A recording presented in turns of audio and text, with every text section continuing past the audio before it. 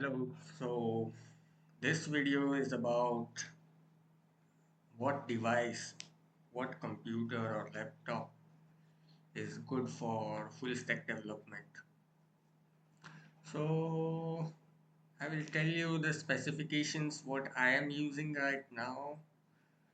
It is i5 by Intel and 10th generation, 16 GB of RAM and 512 GBs of SSD. So basically, it's way too much than what we actually require. So pick any latest generation,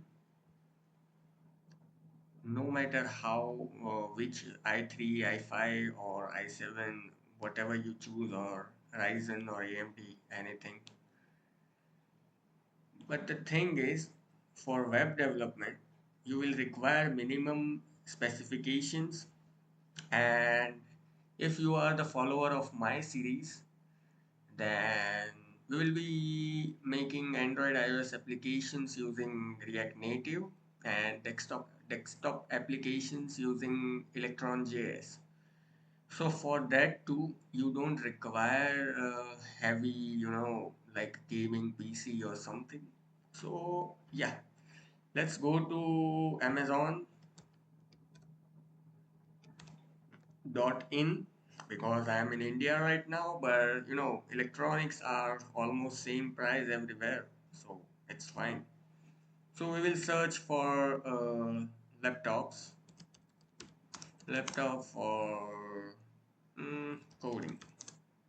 Okay, you see, uh, the price range will be mostly 50 to 70, 80,000. What we will be suggested, but in real we will go in three segments: lowest budget and high budget and medium budget. So for the lowest, let's go for the lowest first. Refurbish laptop i5. Okay, so let's look at this Ryzen. That's good, but it's not what we are looking for. Here it is. Here is a good one, but it doesn't say the generation. I5 8th generation in 19,000 Indian rupees. It's like 200 or 230, 240 US dollars. Mm, this one is good, but it's costly. But it gives 1 TB of SSD, and that's really good, and 16 GB of RAM. So I think this laptop for the lowest price range is very good for this one. Full stack development, even the Android development. So this is good. See the reviews, what people are telling. If there are no reviews, that's fine. Okay, so reviews seems good. Some reviews are not good. Delivery agent problem, that's fine. Okay, so this is the specification. You can pause the video and write it in your notepad and search the similar specifications for the lowest price range. And I think this is good. Even if you give me this one right now, then I will be probably making lots of full stack applications, even for the Android, iOS, and IoT applications. Even we can do cybersecurity using this laptop. So yeah, this is good one.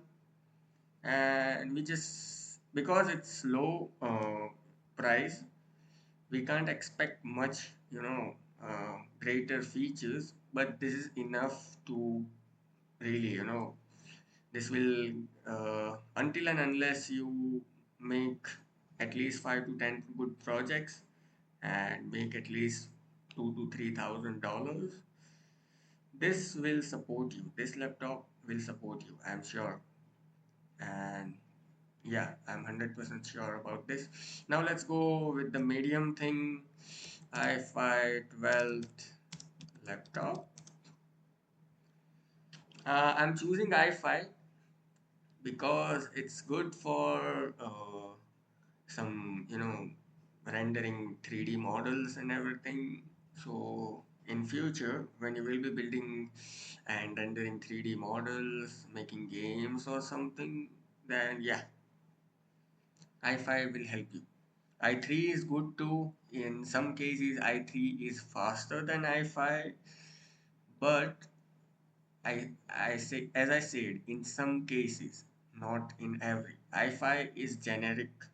It will, it's a very good by Intel.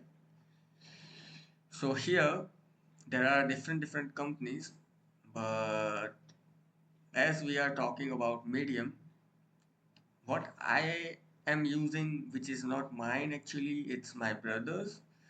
But what I am using is this one, i5 10th Asus TUF F15.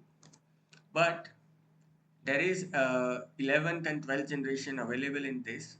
When my brother bought this one, it was like 70,000 Indian rupees. But right now the prices are very low. Maybe because they started the Made in India, Make in India campaign. So yeah, but yes, some are still imported. But this is good one. You see here, there will be different things, but this is the enough spec you can get. You don't need heavy graphic card, so don't worry about that.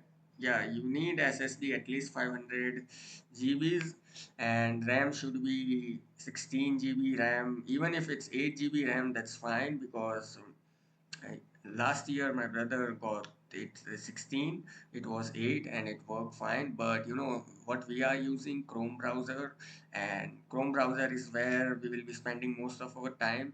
So Chrome browser itself takes a lot of memory. You see here in the task manager, if I show you, look here, Chrome.